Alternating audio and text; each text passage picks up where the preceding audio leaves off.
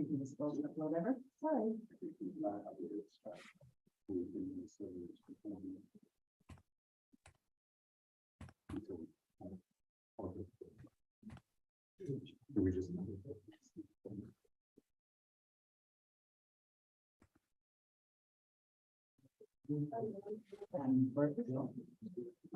Good evening, everyone. Let's call the meeting to order. Joanna, can you do a roll call, please? Yes, do we have Ken Whitfield? Here. James Hairston? Here. Mark Pilo? Here. Alan Hart? Here. Ray Dotson? Todd Wolf? Here. Karen Ferreira? Here. Teresa King, I don't see her waiting either, so she may still be, recovering from having her baby. So Martin Pullman Here. and Marie Wilson here. We have Councilmember Tristan Loratello. Here. Did I get that right? Yeah, you got Okay. I am missing Lieutenant Chris Westby is going to be here to do the presentation, but also to sit in for the chief. So hopefully he's on his way. We have two from Westridge Fire and Rescue. We've got Assistant Chief Scott Adams and Assistant Chief Michael Dobbs. I've been told they're swapping duties on time.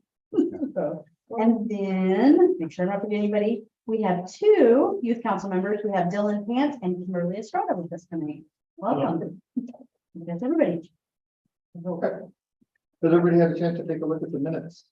I move the minutes be accepted as presented. All those in favor? Aye. Motion is approved. Do we have any public comments? We want to Lieutenant Chris Westby. Sorry. Yes. Let's get Go him back to right him. now. Yes. Yeah. I will try to check in. Soon as. Justin, City Council Liaison. Yeah. I was going to yield my time to Mr. Westby, but I don't have anything major today. School is back in session, so folks are they're aware of the school zone. And right now, for kids, this is October, so Halloween will be coming at the end of the month. So keep an extra eye out for trick-or-treaters, and it's going to start getting dark early and all that rain stuff next day. So just keep an extra eye out for people. Farmers markets all wrapped up. They were quite successful this year. We had really good turnouts every week. Everyone was really excited to be there, myself included. And we had lots of great vendors, and great food, and farm stands and all that stuff. The whole council is looking forward to the truck and tractor day, which I guess will be talked about a little bit later as well. And then I just want to open the floor for Q&A or anything that you want to address prior to the joint meeting with council in a couple weeks.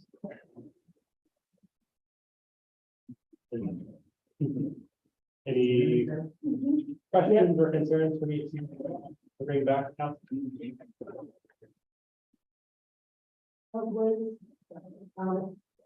The hiring of the community leaders and So I saw the posting on the city website. I don't know if it's been filled yet, but we should have more information. any more thoughts on the public safety part of the survey that we did? I haven't heard anything from council. I know John Caulfield as well as the police chief both will address that. So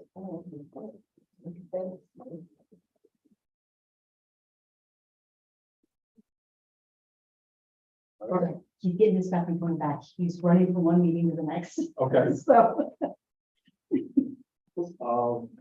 We want to hit. Assistant Chief or Dobbs. Are you still? Yeah, Okay. so I brought Michael. We've had some retirements in the department and kind of year end, kind of wrapping things up. We had some opportunities and I took a new position in our logistics division. And Michael got an opportunity to promote into the prevention fire marshal position. He's already been doing a lot of that work, so I don't know if you want to give the 10 cents, this is what I've been doing the last part of my career, but. So I've seen some of your folks before. My first battalion chief role was over our communications center. I worked with Chief Sharp for Southtown 911, incorporating Firecom into that. So that was my first battalion chief assignment.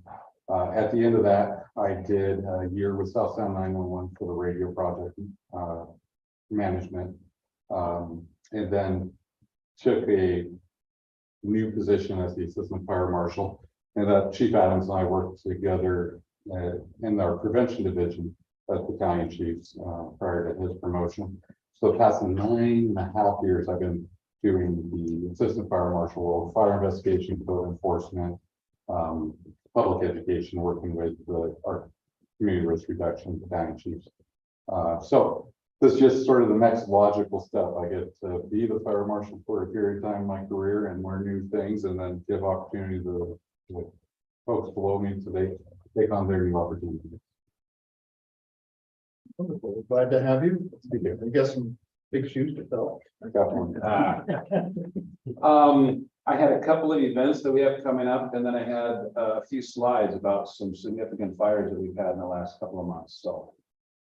First of all, we have Fall Safety Day coming up, and it's after my favorite event of the year, which is Truck and Tractor Day. But I just love big trucks and big tires, right? So who doesn't like that?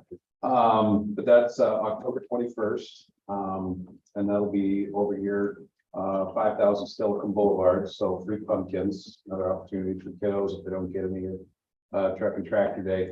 And then we have coming up the first 2 Thursdays in December, we have Santa at the station. So if you have any family members or kids that live with you or grandkids or whatever, send them over there and we get a chance to sit on Santa's lap and tell them how good they were this year. So Is that first two? first 2 Thursdays, the 7th and the 14th. Yeah. And we'll be pushing stuff out through social media. I know we work with the city as well to share each other and repost things. Here We're gonna give this a try. So we had a couple of significant fires in August, and I just thought we'd kind of give just kind of an overview of the fires and kind of some significant things that we found. Both Michael and I were part of both of those fires in some capacity, so we have a pretty good idea of what happened at those fires and just kind of some interesting things you might find. So.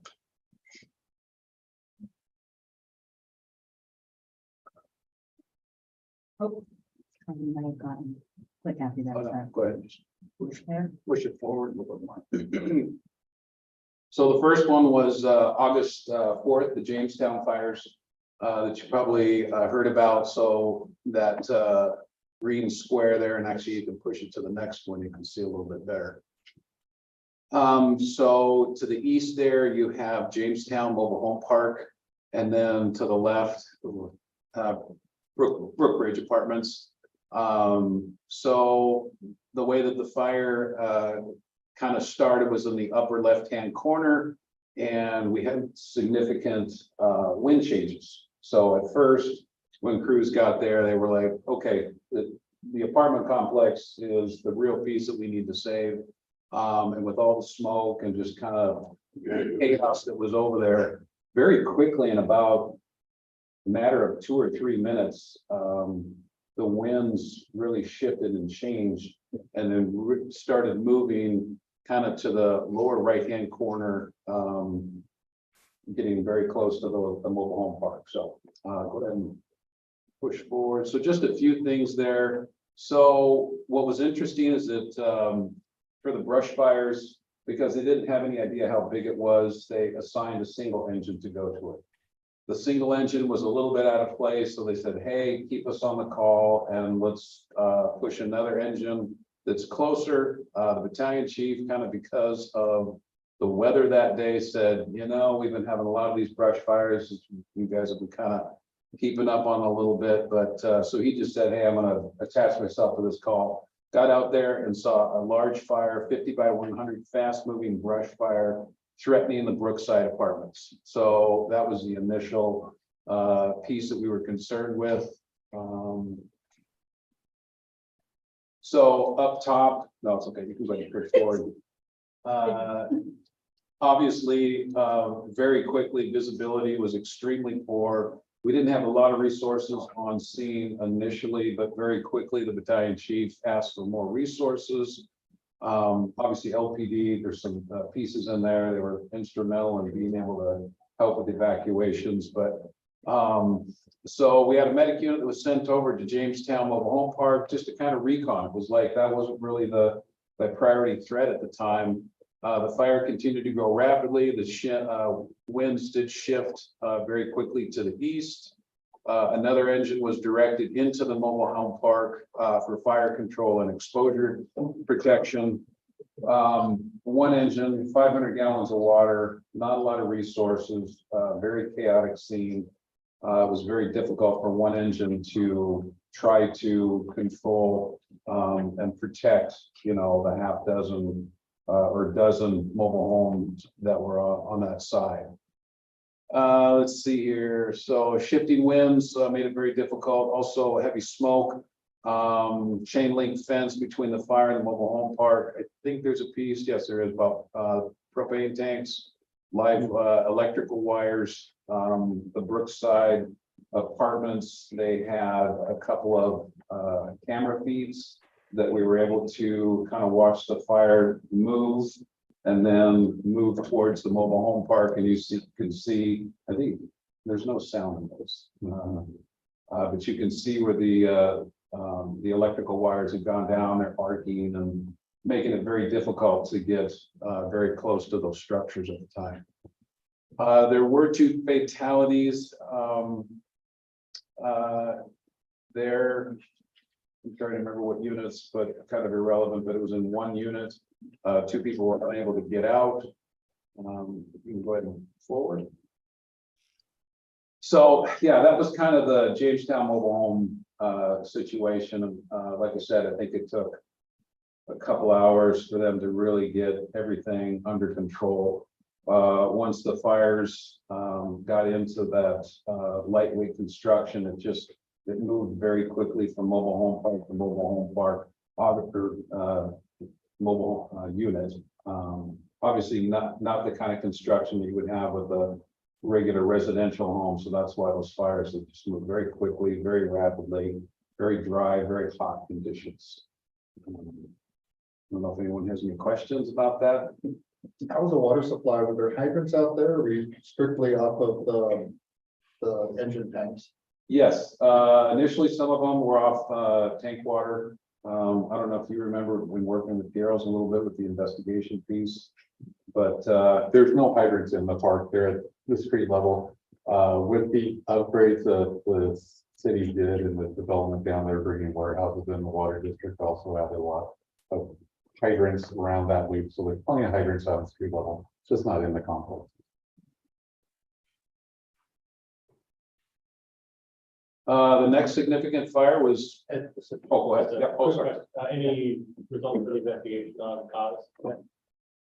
Still pending. We're still working with PD. There's people still being questioned. We believe it's related to a homeless encampment in the area.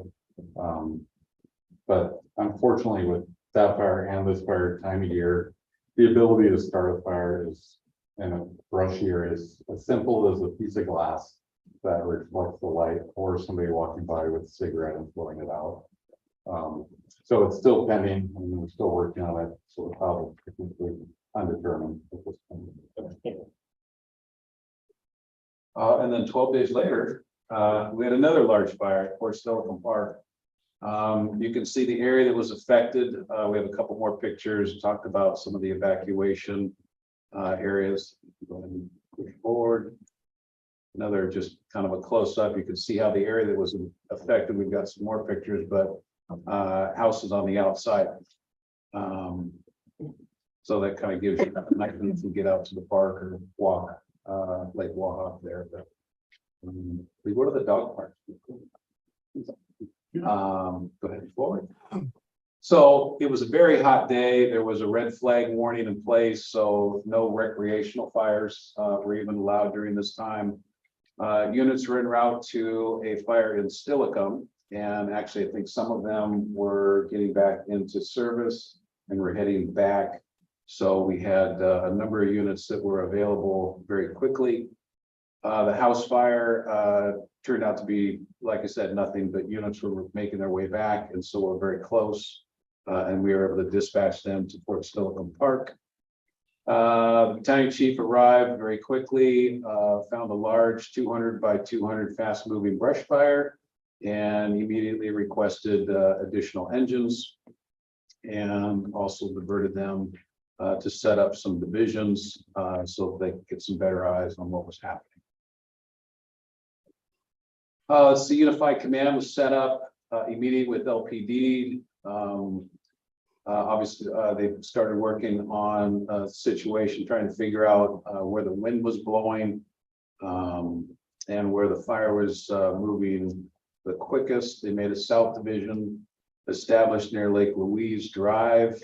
LPD, like I said, just hats off to the work that you guys did. It was incredible the way that everybody worked together to make this happen, but began evacuations for 99 and 100 streets, part of that West Division. A second alarm was requested and shortly followed up with a request for another alarm. We established some divisions and go ahead and forward. Yep. Department of Natural Resources was contacted for air support. Amazing at how quickly, and this was the first time in the history of West Pierce we have ever called for helicopter help and water from Department of Natural Resources. We just never had that need before. And I think it took them, what, about 20 minutes to drop some spotters in a field and get some people down there to start taking water from the Wahop Lake. And I think they very quickly realized that the water from Wahop Lake is mud. Yeah. Mud. So they got water from Lake Louise. So but that really helped. And I'm not sure if there's a piece in here, but Lane, who was the battalion chief, was like, if we didn't have that water, things could have been very much different. So we were very lucky to be able to use DNR for that piece. Evacuations continued, Lake Louise Lane, Wanna Street, Superior, and Filbert. Some other resources, we ordered an overhead strike team, 5 chief officers from other neighboring units. Like the water district was asked to boost their pumps. We have the ability to do that, to make those phone calls. We're using a lot of water. Water pressure isn't good enough, so we can boost that. Tacoma Public Utilities had to isolate some power lines.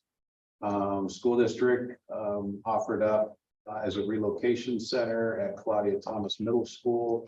Pierce Transit is always very helpful during our fires, especially when it's hot or even when it's cold. Sometimes we have to locate people that have been displaced. So we have that ability, and the YMCA said that they could also help out too. So towards the end, and certainly the next day, the bulldozers were provided by DNR and escorted. DEM was utilized for some requests. I know that there was some thoughts. I think the initial evacuation was supposed to be 0.5, and they said, well, let's evacuate 5 miles, and there was some communication issues there, but I suppose evacuate bigger is better than not big enough, right? So but yeah, we were able to work with them and get that corrected. We had a number of chief officers that were out of town at the time, so we were able to kind of teleconference in and be able to help out. It's amazing, you know, with Zoom and all the teleconference opportunities, it's almost like you're sitting right there near the fire and just in there at the moment, but obviously you're not, even though you're several hundred miles away. So. Let's see, mobile rehab was set up, delivering food and snacks. Crews worked very late into the night. We kept crews there overnight, and then the next morning, we're digging fire lines and stuff like that. So it took quite a while to get the initial fire under control, about 4.5 hours. Most of the crews, I think all the crews that were there were relieved to go home. They usually spend a 24-hour shift, and they were told that you've worked enough for today, and so by nighttime, they were told to go home, and we had a new shift come in. Let's see, approximately 40 acres were burned, no structures were lost, so that's good. I know that parts of Pierce College, or did the whole college evacuate? Yeah, the whole college. And a number of homes, I think that's on the next slide, a couple firefighters were treated for some heat exhaustion. Go ahead and forward. And yeah, some good stuff. Our battalion chief was very familiar with the park. For a number of years, he would ride his bike from home and go through the park to his assignment. And so he knew the park very well, so that was very helpful. Units were available, which was good. LPD, sounds like they had some overlapping shifts at the time, so they had some extra members that could help out. And we had some members, the West Pierce Emergency Management Coordinators at Pierce County DEM, so they were able to work with them immediately and start helping craft some social media messaging. And certainly the fire department, police and city staff were all versed in working in a virtual environment. So we practiced this, we trained on this. There's some of the areas that were evacuated. Those were the two main areas, and then the college. I think, yeah, 151 contacts were made at home, LPD, and a couple of fire crews. Just an amazing job. Everybody working together and getting that done so quickly. 124 direct contacts. 27 people said no, or there was nobody home, and a couple people I think just said, hey, we're going to stick it out. So but that's the area that was burned out. You can see how small it is in comparison to the engine down there in the lower right corner. Just a massive area. Michael, anything? It was a whirlwind. And this day, just to let you guys know how busy this day was, my investigators we started our day at 7 on day shifts, and we started at 8 o'clock on investigations. We had 4 small debris fires, brush fires set off the back highway first thing in the morning. Then crews got dispatched to a house fire, and then immediately after that to a kitchen fire in a restaurant. So crews were in bunker gear all day long. When we go to brush fires, they use a lighter gear, but our crews were actually out there in bunker gear still because they were so busy. They went from the commercial kitchen fire then to dispatch to the appliance fire in Silicon when this one came in. So the day was truly a whirlwind, and my investigators didn't get out of there until 10:30 at night doing all of their work on top of helping with rehab of the crews that were out there. We had 5 different divisions. And it was a unique event where when we call the water district, we're calling them because crews are saying they're out of water. So we have gauges on our engines that will tell us we're done drawing water. If we draw too much, we'll collapse the mains, then it's gone. And they were actually working with evacuation crews streets over, saying when the fire comes to you, we'll shut down so you can have the water. So that's how chaotic of a scene this was for hours. Lakewood police were wonderful, and they brought in Mutual Aid themselves. I think we had DuPont from the correction.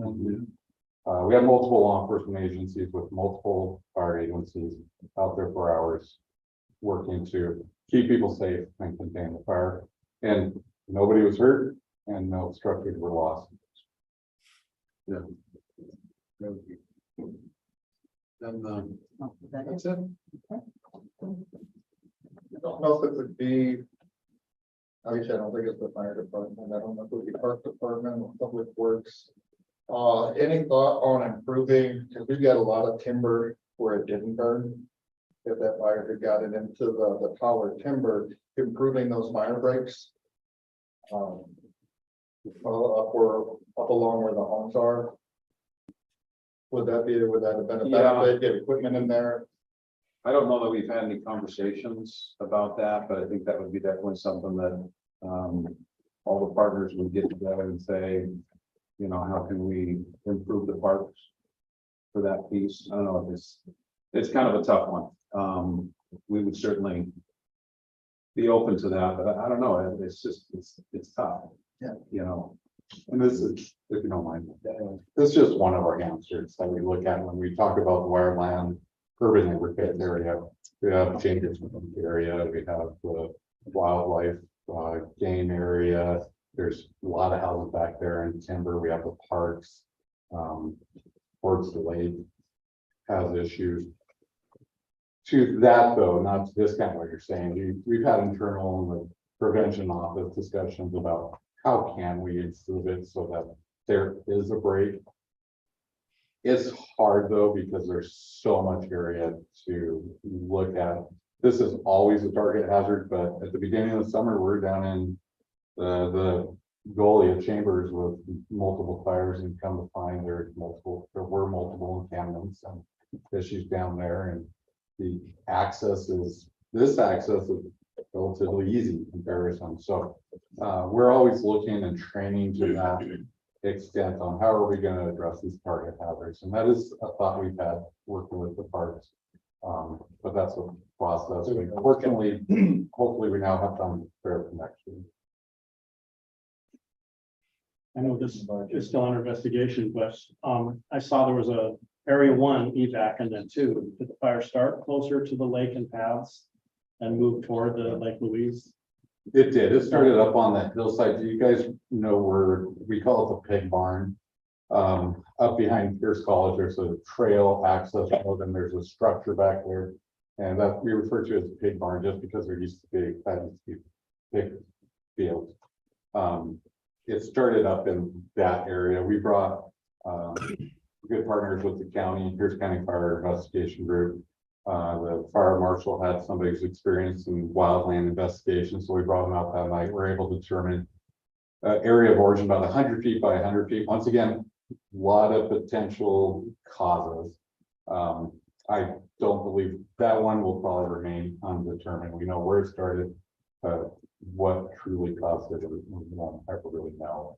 But yeah, it started up near that trail on the northwest side of the farm. Alan, did you have? What I saw.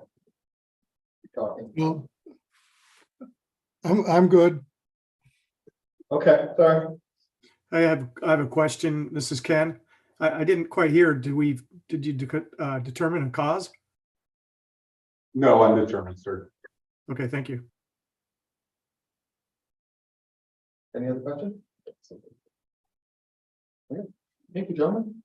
Thank you for your work. Yeah. That could have been disaster. That was a nice stop. yes, for sure. Thank you. Roll you all into one. Okay, I'm sorry, I was late. I had a meeting with the sergeants that went a little bit late. If you'd like to take my name and down, going to be referencing. So you want me to handle the chief's portion now of the presentation, or Whichever way you want. roll it all together? Yeah, Okay. whichever way you want to do it, whatever works for you. So, while these are being handed out, I was asked to come give a presentation on the impending change with the automated, traffic enforcement systems that we're, looking at replacing.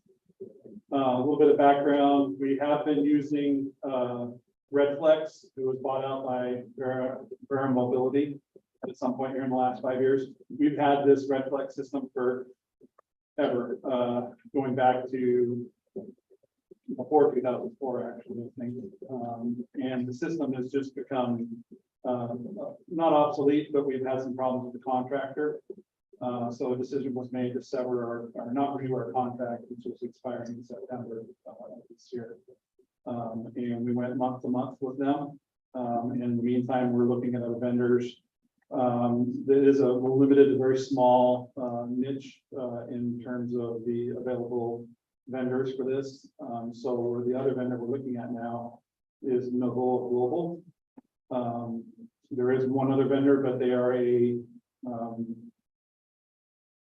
server-based system where you have to maintain server inside the city. And we're not interested in something like that. We're interested in going cloud-based and being cloud-based, which is Our current system is cloud-based. Novova Global is the only other provider that offers a cloud-based system. So we're looking at them presently. And we're in the process of having some speed studies done on the existing locations we're using right now at Redflex to see if, based on past data and then the current speed study they're doing at the location, see if it's feasible to keep those or to change them. We're also looking at expanding our systems. The legislature passed this last year some new automated enforcement zones that we can use to include hospitals and parks.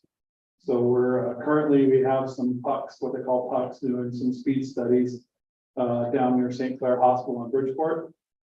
And then we're going to be also asking them to go out to 84th Street where Wards Lake Park is at, and then a couple locations over by Fort Silicon Park on Silicon Boulevard to do some speed studies over there to see about feasibility about some systems there, in addition to other locations in the city for red light cameras and schools enforcement. So that process is going to take probably the next 8 to 10 weeks.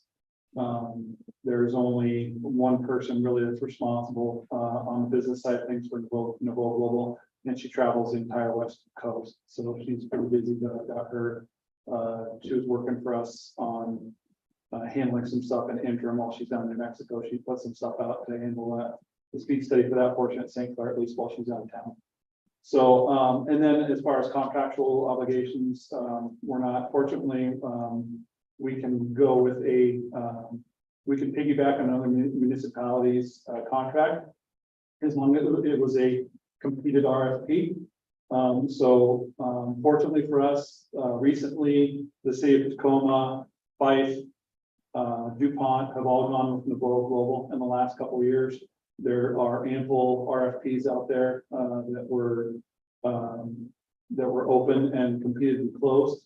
So we have existing contracts that we can piggyback off and not have to go through an RFP process here to make for that, which would be expensive and time consuming. So that's kind of what we're looking at right now, is just picking out which contract to use in terms of the services that were provided. And to try to firm that up a little bit, but that's after the speed studies are done. So first things first, we have to figure out where we're going to put these things if we're going to do it. So the cost is relatively the same as our Redflex system. It's roughly $4,000 per camera per month. It's the payment of that is paid on the revenues that come in from tickets. And historically, we haven't had a problem paying those costs of those cameras out of the revenues for the locations that we have. So, well, I mean, it's a good and bad. It's good for the program in terms of it doesn't cost any money. It is kind of discouraging. We continue to have problems. But the locations we have are very busy in terms of red camera systems or red light camera systems. They're very busy intersections at I-5 and 512, or South Tacoma and 512, San Francisco and Bridgeport. And I believe the other one's at Phillips in Silicon, which is currently down and is not going to be replaced until we get the new system. So with the road improvements we made out on Silicon Boulevard in that area, the systems had to be taken down, and now that the road improvements were done, the decision was made not to replace them since we had severed our contract. It was going to cost too much money. So the additional parks and hospital cameras, if we choose to go with those, they're 50% revenue sharing with the state. So we would be splitting some of the proceeds from that. But I don't foresee that being a problem in terms of paying for the cameras. They're going to be very busy going. So, and we hope to have a new functional system in place in first quarter of 2022. So we're busy through the winter here, and January, hopefully have the locations picked and get the systems put in, and then ideally have Redflex move out fairly quickly, which we'll see. So, any questions?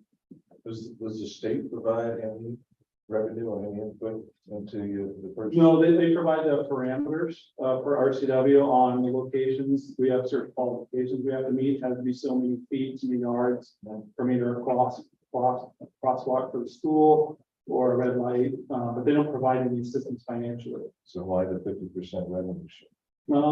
Good question. It's just part of the, maybe that was part of the legislative push for expanding the automated traffic system. But it's just the rules that we have to play by. If we're gonna have those cameras and they're gonna fall under that particular program, we have to do the revenue sharing with the state. Right now, the state, any ticket that goes to the state from any municipality, the state gets a portion that we're involved in. So this is just, I think it's an increased portion. So. I don't know if you had mentioned it. Did you have any idea of how many additional cameras? So we currently have 6 locations, 3 red light and 3 school zones. So we're looking at keeping it roughly the same, maybe increasing it by 1 or 2 cameras. Maybe 1 hospital. Obviously, we only have 1 hospital in the city. And then maybe adding 1 or 2 parks. The nice thing about Novo Global is that their back end, the administrative side of things, is a lot easier to use than our current system. So we're hoping that that efficiency will increase the amount of cameras that our CSO will be able to work, because we have 1 FTE. It's applied to the person responsible for going through and verifying that the ticket information that we receive from the company is accurate before we send the report. So we don't want to overburden that person, but we think that it's a better system. We might be able to increase that. And then, so that's the red light camera portion. I was asked to cover the chief's portion as well for the update for the police department. So I handed out, you all, we have a new crime analyst that was hired at, I think it was midsummer. Yeah, and when she came in, we have some new, and I don't know if you guys have seen these before, but this is what we get here. This is a report that breaks it down week to week, month to month, and year to date. And I just printed off a portion of this, just kind of go over roughly. As you can see, this is as of October 3rd, yesterday. The stats are all down with the exception of, well, aggravated assault was down 7% year to date so far. Homicides are up 66.7%. There's a slight change in that. Unfortunately, we had a person that was a victim of a serious assault in 2022 who passed away this week. And so the homicide count for 2022 is actually going to go up to 4. So that statistic is actually going to change at the next, probably the next. So all 5 homicides that year to date in the city have been resolved in terms of there's someone in custody that's responsible that's been charged. The sex crimes are all down so far year to date. In terms of the monthly activity, obviously monthly it's down significantly. Year to date it's down not quite as significantly. The one thing I would like to point out in terms of property crimes, motor vehicle theft continues to be a plague on the city, just like it is regionally. So year to date, we are up 35% from motor vehicle theft. We are just getting regionally and in the city, we're just getting hammered with vehicle thefts. And the primary area in Lakewood that we're focusing on is in the Lakewood Town Center. It is spread out throughout the city, but the major portion of it is centered in the Lakewood Town Center. So we're taking some steps to try and mitigate that. We have the new flock camera system that's coming in that should be implemented here in the next week or so. It's a digital license plate reader program, and we have 30 to 35 cameras that are in the process of being put up throughout the city. And we will have access to those cameras to locate and track stolen vehicles within the city. So we're hoping that tool will allow us to put a dent in some of the statistics. Additionally, robbery is up year to date, 6.8%. A large part of the rise in robberies is a result of the stolen vehicles. They take the cars, they go use them to commit robberies in different jurisdictions, and that goes hand in hand with that particular crime. So, that's, in a nutshell, that's kind of what we're looking at in terms of, this month's activity. In terms of hiring for the police department, we are down 3 officers. And actually probably when Ken Devaney, retires here at the end of the year, we'll be down 4. However, we have 5 conditional offers out right now, to try to fill some of those spots. We have 1 officer starting in the academy, this week, another new officer coming out of the academy next week. And we have 30 candidates on the entry level list and 5 on the lateral list, which means officers that are working in other jurisdictions. So we're hoping that we can get up to the break-even point, and we've been authorized to go over and overhire 10 officers other than beyond minimum staffing, so that we can kind of get ahead of the impending retirements that we're going to have over the next 2 years. So we just haven't been able to get to that point where we're breaking even enough to our currently approved staffing. So but we can reach that within next month. Any questions on that so far? Just so that I understand this report correctly, the month to date for October 2022, that's considering 31 days, and then October of 2023, for motor vehicle theft, there's been 10 in 3 days. Is that correct? More likely than not. Yeah, because this report's only printed out up until obviously yesterday. So, yeah, motor vehicle theft is just rampant.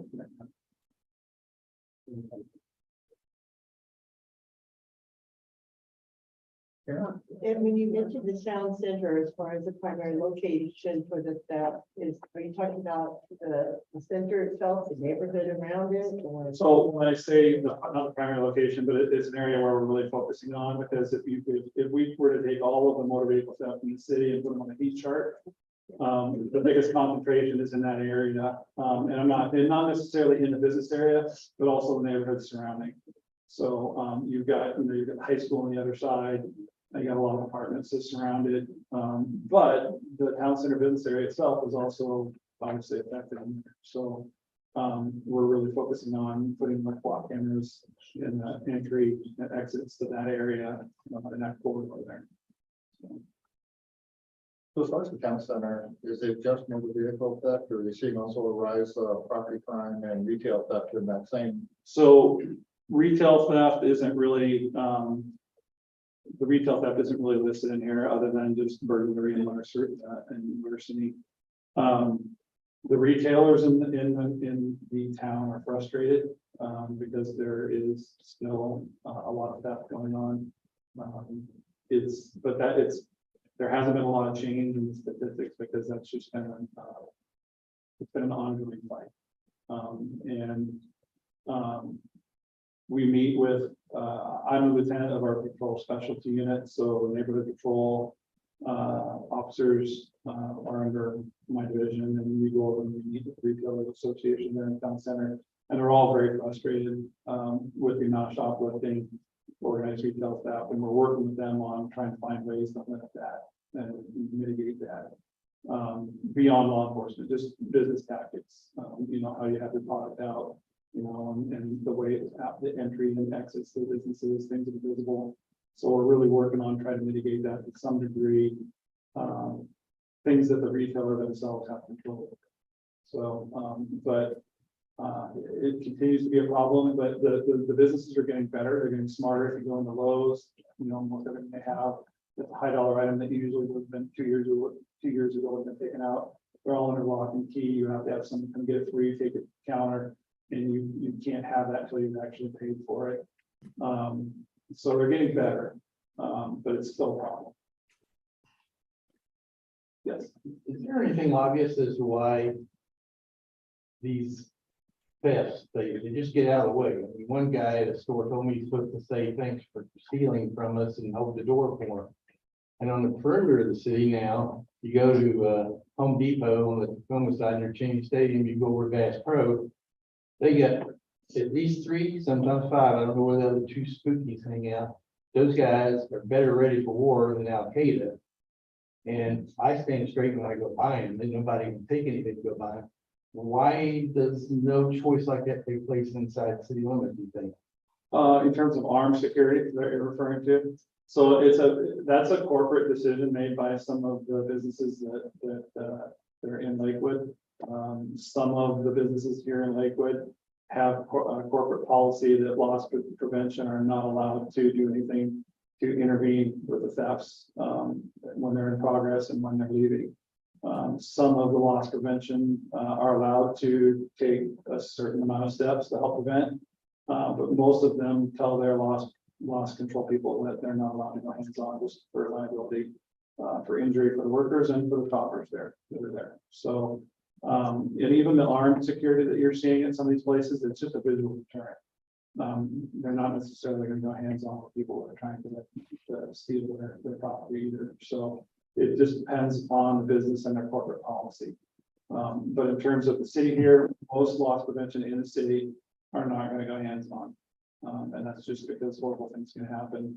And I mean, when word gets out, that tends to attract folks to come in and steal. But that's where the alternate business tactics in terms of locking down your product, making it less desirable, easy to steal, that comes into play. So it's just, I would venture to guess that regionally, if you look at the places like you talked about the armed security, overall, you're not going to see a huge difference in their loss product over some of the ones that are here. But I mean, there's lots of different trains of thought on that. Myself, I'd rather see a law enforcement there to deal with a shoplifter than loss prevention folks wrestling somebody in the aisle, especially if I was there off duty and shopping. I think I'd rather have law enforcement deal with that than loss prevention. My own safety. Yes. And just to back a little bit, does it look like then by the first quarter of 24, we'll have be manned up on the department? Or not quite that? Yes, we're hoping. It's just, right now, we switched over to public safety testing, which is an online program for the testing. So people will go to a location and take a test. And then when they sign up on these things, they check a box for where they want their results to go, whatever department they want it to go to. And we've gotten a lot better quality candidate and more of them from public safety testing since the switch over 8 months ago. So, to answer your question, we're hoping that we're going to be able to fill those spots, but it's a limited pool that we're dealing with, and especially in the lateral pools where we can hire someone to have them come in the right to work. We're competing with every other agency on the West Coast where they're looking to try to fill our ranks because everybody's down.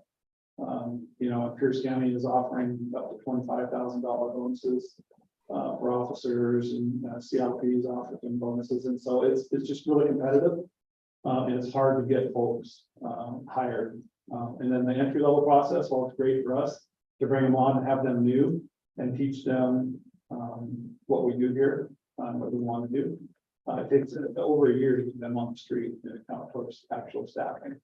So even though we might be at 100% on paper, it can take up to a year past that before that person actually gets the street and actually counts for staffing. So when I say we're down 3 right now, we still have officers that are in the training program and aren't counting towards staffing. So we're actually effectively below that for patrol. Alan, you had a question? Yeah, one question.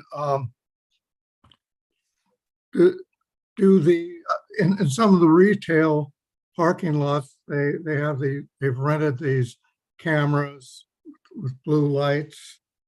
Do they provide enough definition to help identify shoplifters when they exit the store? And second, do they discourage shoplifters? So I don't know if there's any hard data on that yet. Those trailers that you see with the blue lights and the cameras, that's a private company or several private companies that offer that service, and it costs anywhere from $3,000 to $5,000 a month for that camera system for businesses to come in and do that. So it's very cost prohibitive. You see a lot of those in the big department stores that can afford that, but for the smaller businesses, they just can't afford it. They do provide cameras so that you can see the parking lot and people coming and going. They're high resolution. But I don't know what the data is, because we don't really have access to that to show whether or not that's been a deterrent or whether it's, actually helped with the current investigations they have going for loss. So I'm sorry, I just don't have that data. So the security departments of some of those stores like Lowe's don't review that data and try to provide you with some information? They have not been providing us with anything other than assistance with either video feeds or, essentially video feeds in that regard. The data is something that corporate would have, and I don't know that we have access to that. And personally, I can't answer that in terms of how willing they are to release that. Thank you. Yes. Does the data collect these exhaust system tests, these grabbing with the platinum or whatever's in there stuff? Is that an identifiable number, and is there any indication they getting worse or better? Or? The catalytic converter thefts, that will just fall under a theft. It doesn't fall under any, it's a subgroup of a theft. And getting into that data, it's searchable. I don't know that it's a huge problem here in Lakewood. It would have to be reported, which a lot of people don't report that when it does happen. Folks that do, obviously it's for their insurance a lot of times, so we get it covered. The places here in Pierce County that where you can take something like that to recycle it, it's tracked in terms of they have to write down who they take their property from, things like that. And with the legislative changes now, in terms of taking that particular item for recycling, it's kind of clamped down on that to a certain degree. I don't know that that particular theft is as rampant here in Lakewood as it is in other areas. I know it happens, but There was a program back in the spring where it was advertised that they would etch specific numbers on those devices for you if you took them in, and they were offered at Titusville and another couple of places across town as a type of deterrent. And so some people heard about it, took them out, so that may be contributing to that. But the financing, and that's only as effective as it is the retailer or the wholesaler that takes these things in. There's an under market for those kind of things. Typically, they steal them and they have someone that they ship them to. They don't care about the VIN numbers. That's cut off. They take the internal components out. So most of the catalytic converters that were tracked through investigations would go to essentially a black market dealer that would buy these things up by the container full and ship them overseas. So the reputable, if you want to call them reputable scrappers here in town, they were bound to check it for an identifying number and things like that. But I think that the majority of the market for those, it was going places where they didn't care about it. So, yes.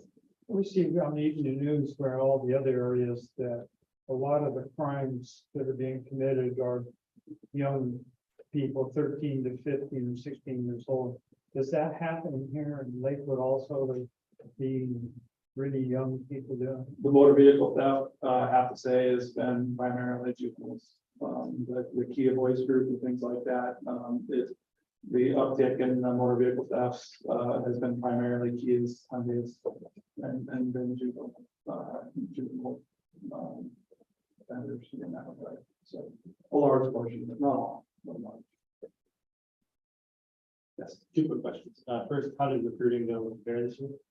Good. I don't have any hard data on that yet. The people that the way we're going to try to track that is obviously when they call in and they go through the system, when they actually make it through the process, they were supposed to, our recruiter was supposed to have their info to follow up with them. And our recruiter is actually, Alicia is going back and she's contacting everybody that has made it onto our list to find out, where were you contacted, who contacted you. So we're hoping to get more data on that. It's only been 2 weeks to prepare. So we don't really have any data on that yet. Then the other thing was, the data presented on the report here, would it be possible to get the prior month data instead of like this month, because we're only 4 days in this month? I can, when's the next meeting? November, December? I can't get that for you by the end of this meeting. But Just looking forward. looking forward to the prior month, that would probably make more sense, Yeah. right? Yeah, in the future, I think we'll make a note to do that, yeah.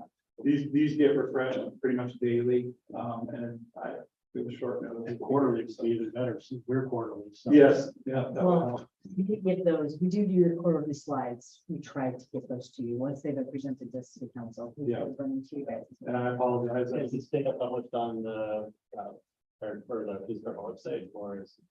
These are not, no. I don't no. know, yeah, this is an interim document. So, There a police department position that's allowed to be spoken of regarding the non-pursuit and maybe our car thefts and is there a police department what? position that's public about non-pursuit, changes to that policy or, and how it affects our car theft situation? You mean like an official statement as to how that's affecting us? Yeah. No. I see that. But if I'm not paying attention well enough lately, is there a buzz with Congress to do some revisions to that? You know, I'm just gonna stay out of all You're of this just portion of that. I know the legislative session is gonna have pushes on both sides to either bring it up or read it back, depending upon, you know, which frame of mind you're in. We just work with what we're dealt with and try to do the best we can with what we have, so. I will say the city council made that our top priority with the legislature. Thank you. Any other questions? Thank you. Thank you again. One of the things I did notice is we don't have, I don't know if we weren't expecting the youth council. Sorry, yeah, they are here. Come back on on. the- Yep, on the agenda. that was my fault. I apologize. No. So I wanted to get, I don't know if you had anything prepared. Fortunately, not today. Okay. Our first time, so we wanted to, as it's over, and get used to things. But we do find class and the rest of it. Yeah, we want to make sure we give you that opportunity to get your input as well. All right, so our unfinished business, we kind of addressed that early on the neighborhood, well, not even the neighborhood association roadmap. We're still putting kind of a pin in it while stepping up that, yes. And then the same thing with the public safety business survey. Sorry, I'm trying to politely interrupt. I do want to tell you that I was contacted. Unfortunately, I was technically this morning, they reached out to me yesterday, but I was out. They have hired somebody. It is a gentleman named Christopher Davis. I believe he is watching our YouTube live stream right now. I did ask him if we could postpone him until December because we had so much on tonight's agenda. I knew you guys would want to give him your full attention. So I'm going to have him on December's agenda and you guys can start to work with him and see what he's at and what he's getting. So there is some forward progress there. So I wanted to let you know that.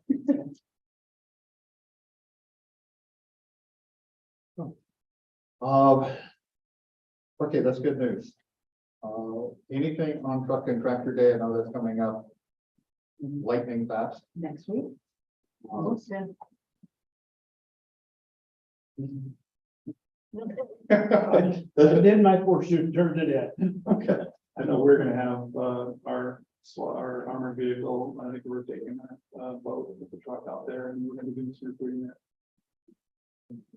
okay, I know the council or the committee was looking to try to come up with something for our fundraiser. Do we have any movement on that yet? No. So it doesn't look like this year. No. So I would definitely put that on for our agenda for next year to work on this early. Okay, new business, the joint meeting with the council on October 23rd, accomplishments presentation. Right, so in your packets that were sent to you guys, I did provide you with what you presented to city council last year. And I started this year's. If you guys have any changes, if you have any additions. I will throw it on here and I will make sure that Brianna has it tomorrow and she's ready for your meeting. I don't know. I think I only told you guys. No, it's on there. Whew. October 23rd. That's the city council. Sorry, did I tell you guys when it was? Yes. So every year, this is what we do. This is what it looks like. I cannot honestly say that I have been there to hear a presentation, so I don't know how it goes, but Alan has. And that's what I was gonna ask. Was anybody been to the, I know Alan has, has anybody else on the committee been to the presentation? Yes, Okay. Okay. perfect. Yeah, maybe some point we could get together for coffee just on structure, is that, as long as there's not a quorum? or do we Right, it need- has to be, I think it's only three, is it only three that are able to meet, it's 3 or 4 that are able to meet and not have it be official business. Just as long as it's sub quorum. We can discuss things with Gabi, less than a quorum present. So it has to be less than 4? Well, it could be up to 4. Up to 4. Right? 4 or 5, where are we at? And We're at 10 now, so it could be up to 5. Okay. Okay. And this is normally, Math is my strong suit. and I'm guessing this chair typically does the presentation. Yes. So I would be, Mr. Allen, if you'd be willing, there is anybody else, kind of not having seen it, kind of maybe meet for coffee and just Sure. kind of come up with a game plan. So I'll reach out after the meeting. I appreciate it. Did you guys have any changes, any additions? Did I miss anything? Did I leave anything off of this? Because this is what I'm going to send to council as your report. They'll be looking at that night. Should say PSEC 2023 work plan significant accomplishments. One topic that we should have on the 24 plan would be the neighborhood counselor, stick them in there so we could have a planning session with them. For one of the That's a different one. I'm looking at the 2023 work plan and significant accomplishments. items. The one you're looking at is the next thing we have. For the 2023, does my name need to be up there or no? Yes, of course it does. And yes, thank you. Do I have everybody on there? I'm sorry. Again. And Mark Carey, when did he leave? Sorry, see? I just counted 10 and didn't actually make sure. There we go. So now we should be good, right? Sorry about that. And the accomplishments, did not that include what we just have covered this evening? We certainly can, yes. I just didn't have it to know what we were going to cover at the time that I did this. So.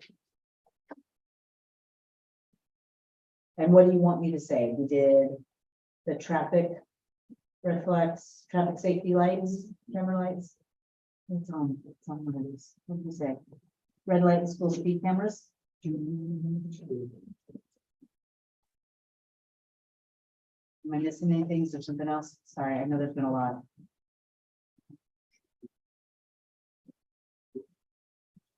Anything else? Alan, Ken, do you have any thoughts? I don't, this Ken.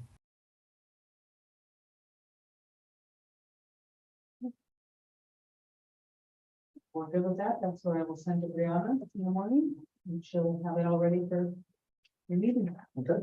Okay. Hmm.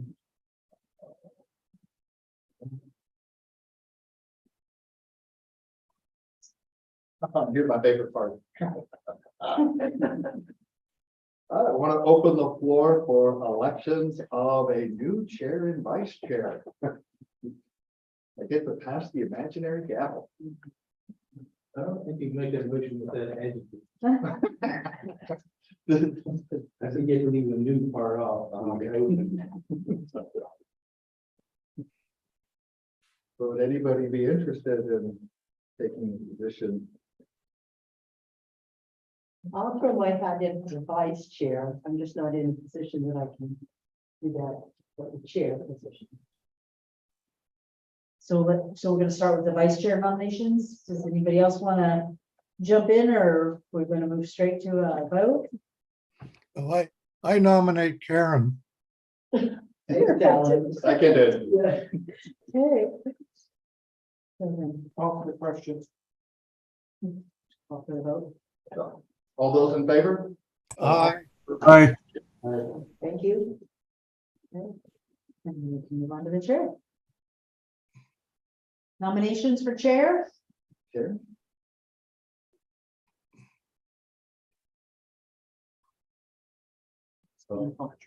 Cameron or Julie?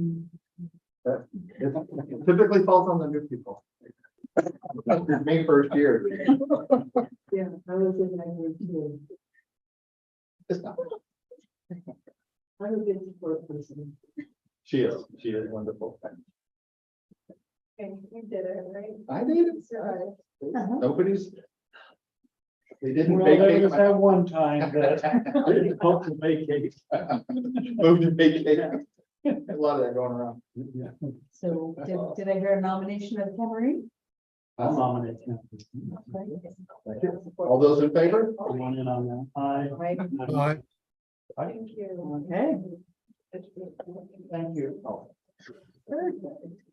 oh, yes, it's not bad. At least you're here. Oh, it's quiet. You're gonna love it. Oh, I'm good. all right, and our next meeting is December 6th. So I did include the 2024 work plan.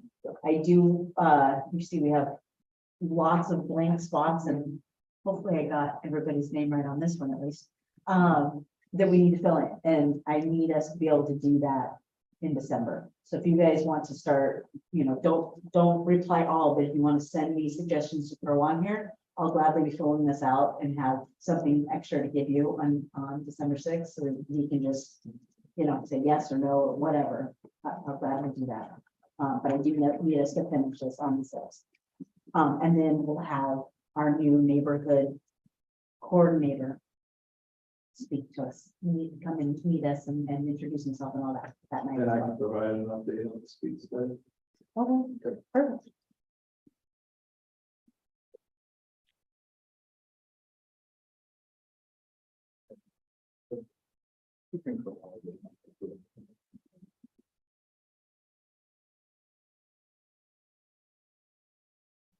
Okay, and anything for next meeting? Anything else?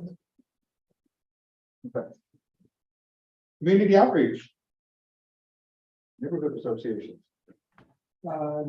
North Lakewood, it was first night out, was the last thing they did, and their next meeting's on the 11th, and Mr. Canfield's gonna be there to tell them about the state of the city. Mr. Pulver, was that what you said? I didn't hear you. Who's gonna give the address? John. John, okay. Yeah.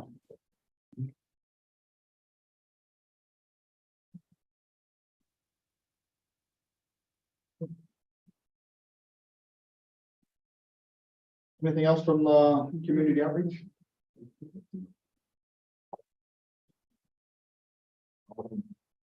Pending policy ordinance changes. Nope, Nope. nope. That I remember. I don't remember the youth council, but I keep that on there. Sorry. All right, do we have a motion to adjourn? Unless anybody's got anything? So moved. Second. All those in favor? Aye. Meeting is adjourned. Thank you, everyone. Hi, everyone. Hi. Have fun. We will. We are. Early happy Thanksgiving and Veterans Day, everybody. Oh, yes. Thanks, Ken. The That's totally, that's on November 29th, which is before our next meeting, so send that out. Sorry, yes. It's gonna be quick. I already warned Dave.